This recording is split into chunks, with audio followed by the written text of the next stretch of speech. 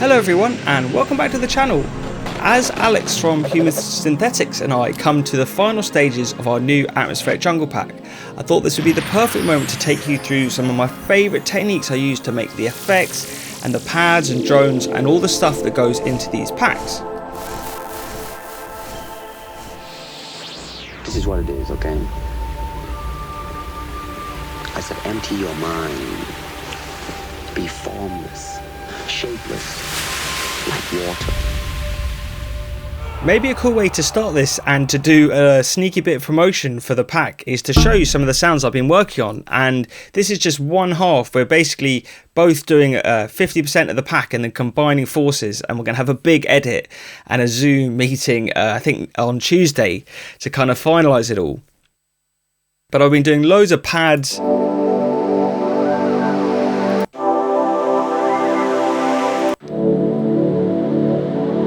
which is sounding cool. We've gone for this spacey, kind of ethereal atmospheric jungle, but then it has a little bit of a darker Source Direct side as well. But one thing I do check, you can see me doing here, is whenever I make a pad, maybe if I go to another one, it's just to see straight away how they pitch around in a sampler, because I know a lot of people are going to be chucking them into programs like Amigo.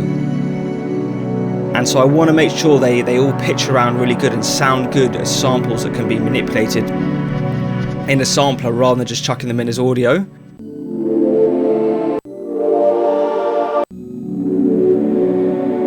So these are cool. These are all the pads I've been working on. I've got some like chordy stuff and then some nice signy things. These are actually quite hard to make.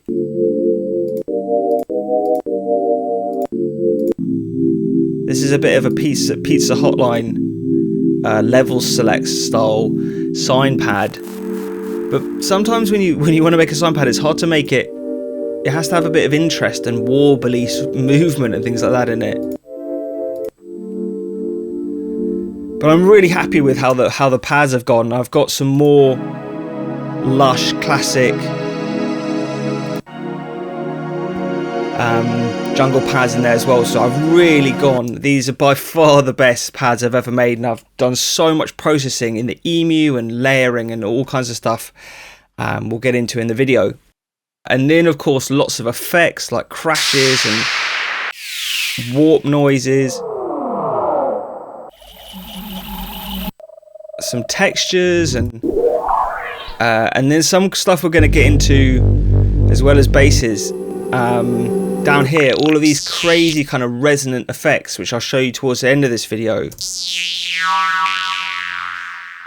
Just real sort of warehousey. They just sound awesome.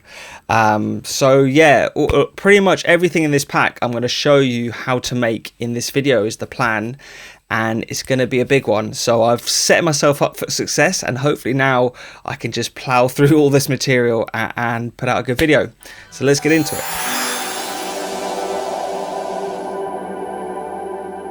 For this process, I use this amazing plugin called Twisted Wave. And I actually got in contact with the owner of Twisted Wave, and I have got a 20% off coupon. So if anyone wants to get this program, it's an amazing audio editor, and I know Fanu uses it and loves it, and I literally use this every day, and it's essential to my workflow. And all I've done here is I have a USB mixer, and I've routed the output of the mixer to the input of Twisted Wave, so anything that goes through my mixer comes into Twisted Wave, and so I can just hit record, and then anything I play on my computer gets recorded in here. I can then pause this and kind of put markers around this section. I can double click in here. I could open this into a new section, put fades in at the start and end. I could normalize the sound and then export it and name it and all that. And that's basically a really quick run through of the best parts of this program. But it has so many more features like batch processing. Has this tab to transient feature where you just press tab and it will jump through to the next transient. You can also hold Z and zoom right in to kind of zoom into the waveform. So it's got loads of things that aren't even available indoors that really focus you on this audio editing. Okay, so here we go. It's time to get into all the effects, and I have some really awesome things to show you today, and I'm actually hyped. I'm like buzzing to show all this stuff off.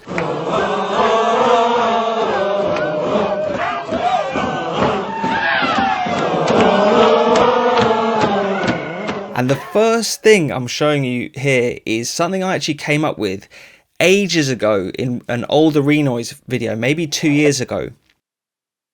And it's a way, it essentially emulates what happens on the old Ackis when they time stretch. It's basically a granular method of time stretching where I can sort of show you here in the phrase editor. What it essentially does is it re-triggers the note over and over again and then moves the start time of the note. What's actually cool is I can show you in this waveform editor. I've mapped this MIDI controller. Maybe I can bring it a little bit more here.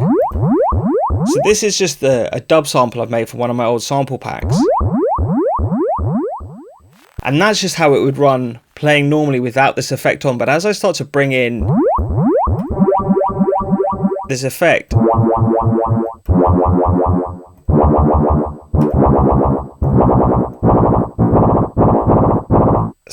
it actually sounds like it's changing the pitch, but it's not. It's splitting it up into lots of different resolutions in the phrase editor of this sort of granular method. Hope that I've explained that okay. It doesn't actually matter too much how it works, because you can just download my preset pack on my website if you want to grab this template and have a mess around with it yourself. But what I've also done is map pitch. So I have pitch I can play with.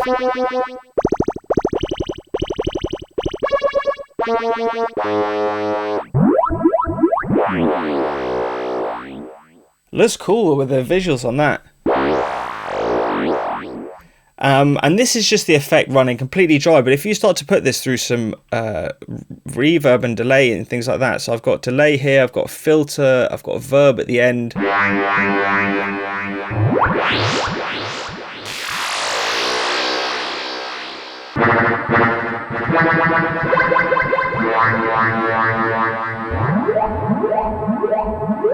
You can see this is just with one sound source, which is another effect I've made previously. So you can chuck almost anything in here and it'll give you amazing results. So I can actually just duplicate this sound, or if I was being really lazy, just come into my library. I can even take an effect that I was working on for this new sample pack and chuck another sound in.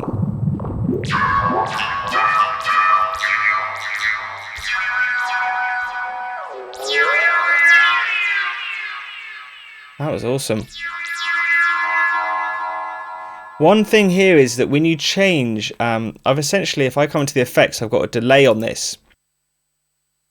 If you send a sound through a delay and then change the delay time, if you put it on milliseconds and change the delay time as the delay is ringing out, it changes the pitch of the delay, which can give you really cool effects. And you can use this to make if you put it on full wet, the delay, I should just do this for my thing, put it on full wet. And you can see I've got feedback and dry wet mapping here. The sound gets caught in this delay because it's got a really high feedback, so it keeps ringing on for ages and ages. And then, if I change the delay time, you can create like a riser effect from this. So if I try and do this and create a really good one, that was a cooler noise.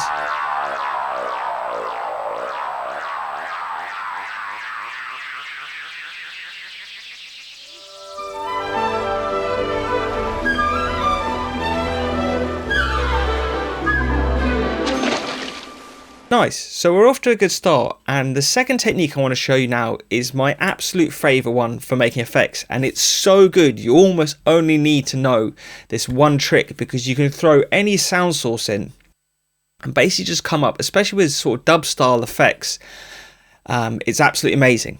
And what it involves is using a loop and a pitch envelope to manipulate a sample. So I have a dub effects here. Oh, that's just played one side.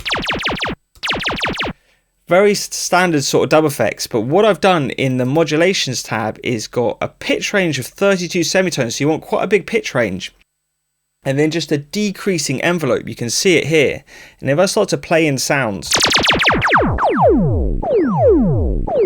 you get this really cool ramping pitch effect. But what makes this really interesting to mess with is you can play with this pitch range whilst it's happening. Also play with the decay of how long it takes the kind of pitch effect to ring out for, and then finally adding a bit of delay to this. One other thing that's really cool to mess with in this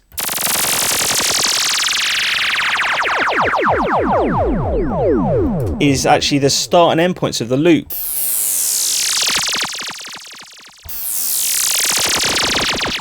And of course I'm still recording all of this into this Twisted Wave. I've just got it running the whole time, so anything that happens is getting captured.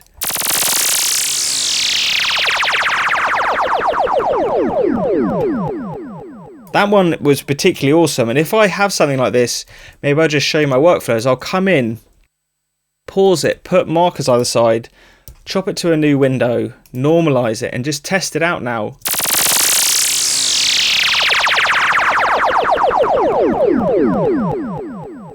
Maybe it just wants a bit of a fade at the end, but it's really cool. Wrong fade there. It's a really unique dub effects there, which is not really made to a tempo, but it doesn't have to be. Dub effects 1. And it's just so much more creative than trying to program stuff in Serum or whatever it is to make your effects. I just love this way of working. What is it? It's mysterious. Some sort of bird. So this is a bit more of an advanced version of the one before, and now we're using an LFO. But what's amazing about Renoise is I can change this to be times on this kind of multiplier of the LFO. And what that means is if I map the input now to a macro like I've done here, I can actually change the range of this this LFO and how much is affecting pitch, and I can move this up and down, and I can also change the frequency. So I have these amazing controls to really manipulate.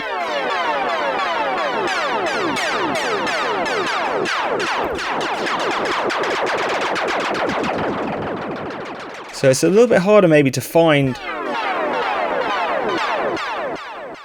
a really good setting, sometimes slower. And of course you can change the LFO type as well, shape.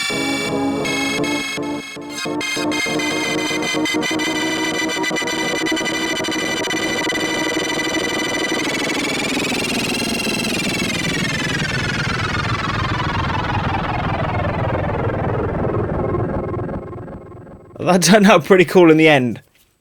So you just need to, you know, it's almost like learning an instrument. You have to practice with it a little bit with all the macros, the way you set them up. And eventually, especially chucking in, once again, new samples and messing with the start and end times. I've done quite a quick loop here.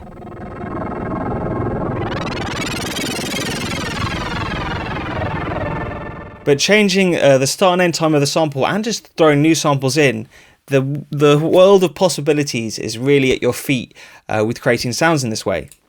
True creation is an ability to trust in one's potential. The last kind of version of these pitch bending techniques actually uses Amigo.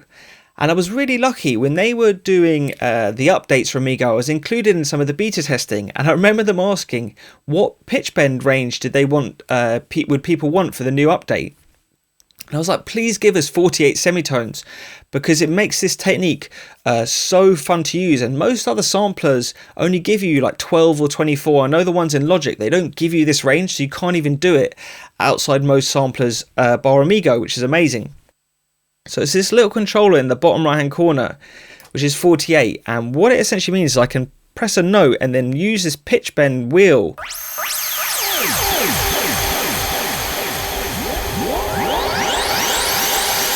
So this is obviously going through a big shimmer reverb and a delay again. And I can create loads of effects. This is actually already a really cool sounding, this is from a sample, but if I just play the note. Charles, you read me? Soft blackish. Do you read me? Over. I've managed to make a really nice shimmery pad just using a forwards backwards loop on a sample. But what's cool is I can move the start and end times of this loop. So if I just move this parameter, you can see I can actually move it around and sort of scroll.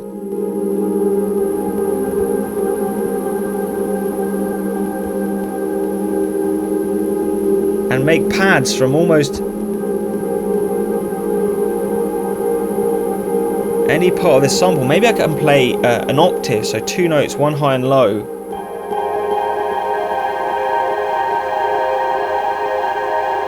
I can also increase this end time a bit of the pad.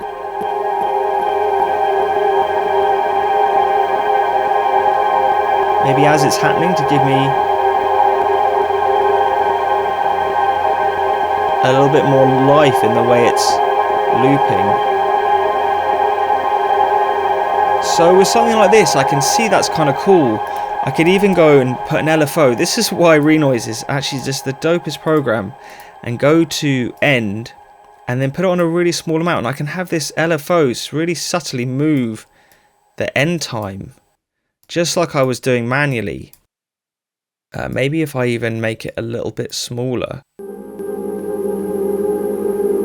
Maybe it's not on, it's not on poly mode, so I wasn't actually playing. Okay, there we go. That's sounding amazing. Maybe that high one's a little bit too much, but these 2 notes with an attack to just slightly get rid of the click at the start, maybe. Okay, that's rumbling too much. So it's always a bit of a finding out process, but I think that's sounding cool. And I can maybe move the start point around a little bit now. Cooper! Cooper, what are you doing? Newton's third law. You gotta leave something behind. You told me we had enough resources for both of us. We agree to me. 90%. Detach. And it's just moving, it's alive, the sound, which is what you always want. So I went on for a little bit long there, and I didn't like it right at the end, but there was a point, if I come and just sort of figure out this sample quickly. So probably from about here it wants to fade in. I didn't quite get that right. Let me just... Maybe I can go here and do a slightly longer...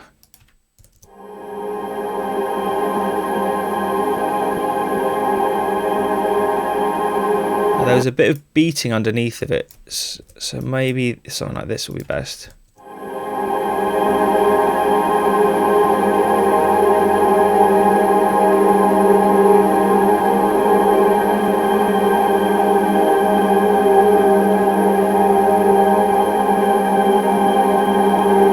It's a really nice pad I've made there. Now we're on the topic of pads, I've got 3 more really cool experimental techniques I can't wait to show you. I'm actually so buzzing to go into these techniques. It's hard for me to do these little bits of talking before I show them because I'm so excited to show all the stuff I've been preparing.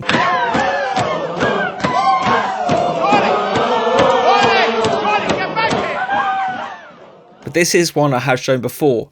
And it's an ARP, taking an ARP and then putting a massive reverb on it. I love Valhalla Shimmer for this. And turning the ARP into a pad. For this technique, if I come into the phrase editor here, you can hear what's happening.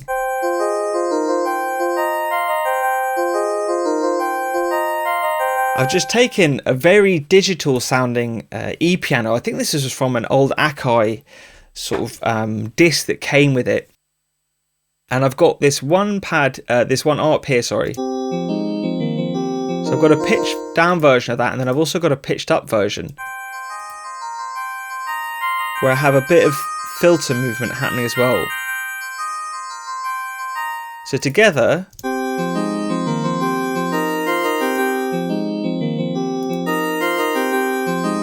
I have this nice thick ARP sound. But where the magic really comes in here is as I turn up. So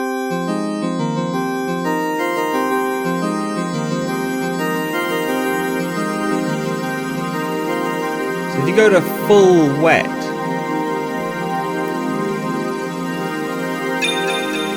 and then add a few effects over,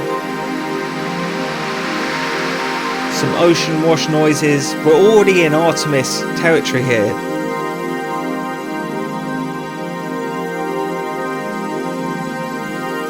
And it's nice because the ARP gives it all that motion. Right, so I've got another really crazy experimental pad technique here, and this one is using Reverb Freezes. If you look at this round plugin, if I play this piano, maybe if I turn up the gain. This is just a piano loop from a sample pack, I think, but as I turn up the mix,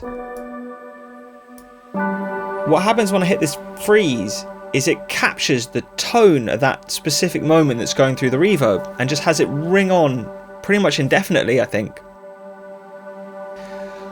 So the way this technique works is I've mapped freeze so I can bang on freeze on and off, and I can also turn up the mix, and then I have a few gain controls. And then I've done this for a whole bunch of different instruments. So if I scroll across here, I've created inside each one of these instruments is this kind of setup. And it basically means it's almost like redubbing over a tape loop. I can record over different samples and freeze them at different points and create this collage of reverb freezes essentially. So we're going out there, you just got to follow me. If I kind of walk you through this, I created such a good one yesterday in practice. Hopefully it comes through today. So let's just start. I want to get some nice gain. Maybe if I just do this. So I've got this first note captured, and I can turn it up a little bit with this gain here. And then I flick to the next instrument, and then I can come to this part. So now I have that second note captured as well. And we'll keep moving through. This is a different sample, I think, now, but I've matched all the pitches so that they're in the same key.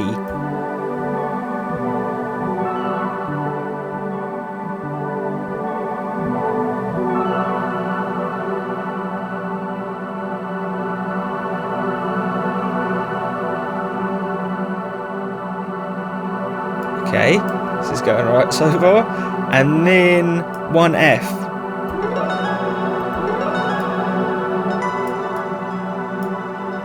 That's a really cool. I think I just caught that, didn't I? Yeah, I can hear it. Okay, now we're sort of breathing a little bit. And if I come to number 20,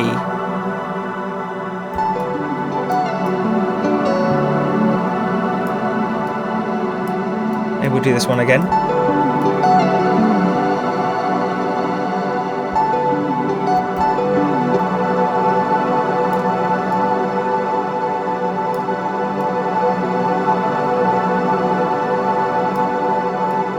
Just creates this huge washed sound.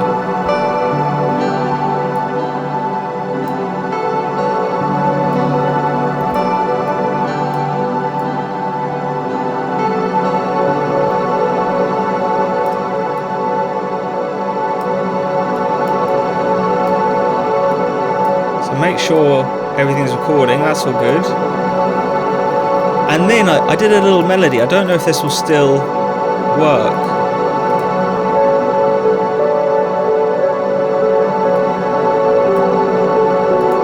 This is cool. If I pull down this,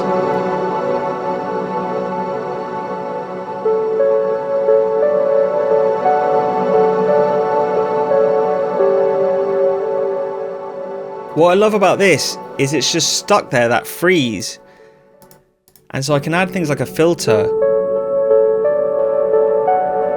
as long as it's not distorting too much.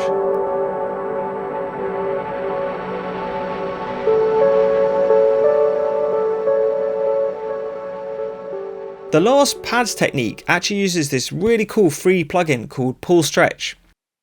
And I don't actually mess with all the settings and effects and stuff in here too much. I think this is almost the default settings, but I just changed the stretch amount from maybe somewhere between 7 and 15. I think works really well. And then live piano works amazingly in this, or vocals like choirs always come out really good. But then also sometimes just chucking in like a whole song, like a pop tune, or just a movie soundtrack like I've gone for in this instance, can give you really unique results. And if I just show you a little bit of what I've done here and sort of walk you through this. The day I realized Fonny was in love with me was strange. It was the day he gave Mama that sculpture.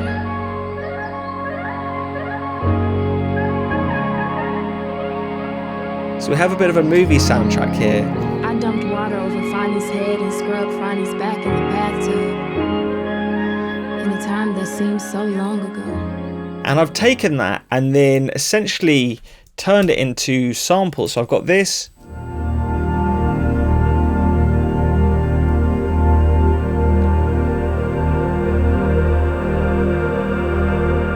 Pad here, and then I've layered it up a little bit as well with another version, another kind of stretch sample from that same original, and there's maybe even some kind of sea washy sort of noise and texture layers, and then if you put it all together, I think with probably some filters and things going on as well.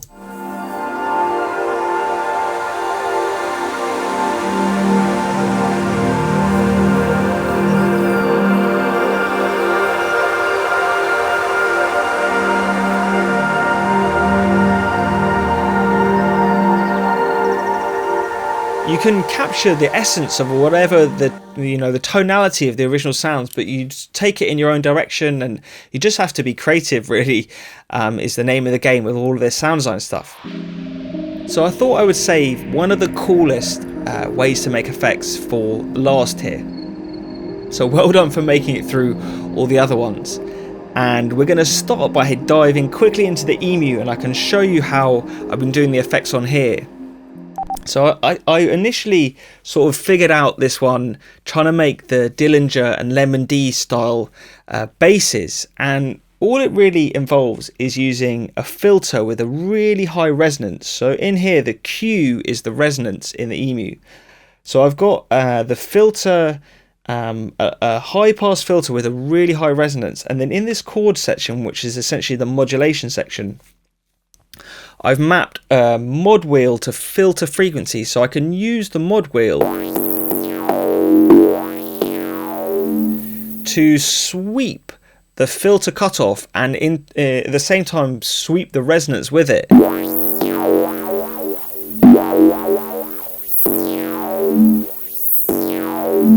And create all these amazing, especially when you start adding reverb and delays to these, they sound amazing. So you can make really cool stuff in the Emu, but I know most people don't have a hardware sampler from the 90s like this set up. But so another really good way to do these is using Filter Freak. And what I've actually done is taken one of the samples I made in the Emu in a session the other day, and if I load up Filter Freak so we can see what's happening, all we've got to do is I'm using a bandpass here. Here we go. Oh, that was juicy.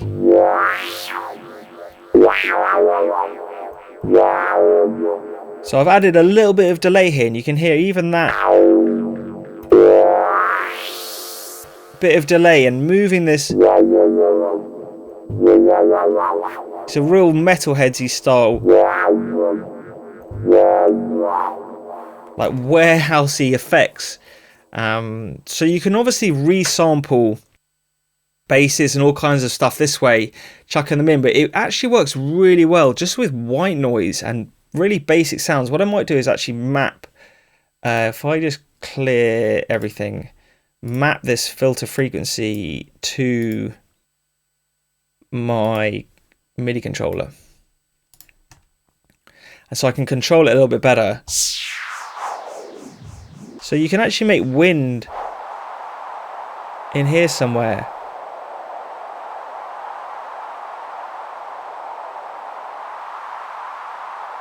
If you just subtly move the frequency every now and again, you get quite a convincing wind sound. But really good for rises and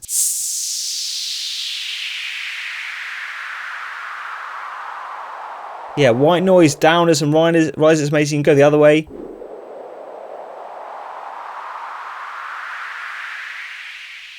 So that's cool. Another thing I've been chucking in here was actually just going to the basic waveforms in, so you can come into basics here and just loading like a sawtooth wave in, looping it up.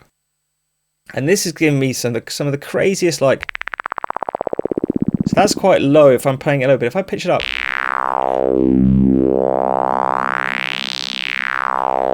what it reminds me of this, maybe I jack up the resonance a little bit more and go for an even sharper pole.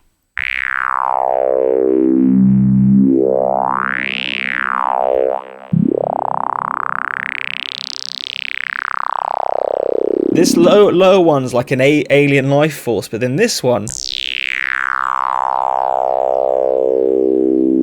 it reminds me of like a laser cutter. It sounds so similar.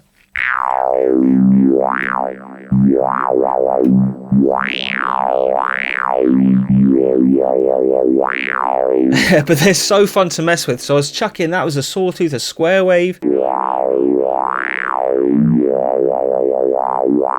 Gives you quite similar results. What's this one? I think this is something else. This is actually a kick, a looped amen snare.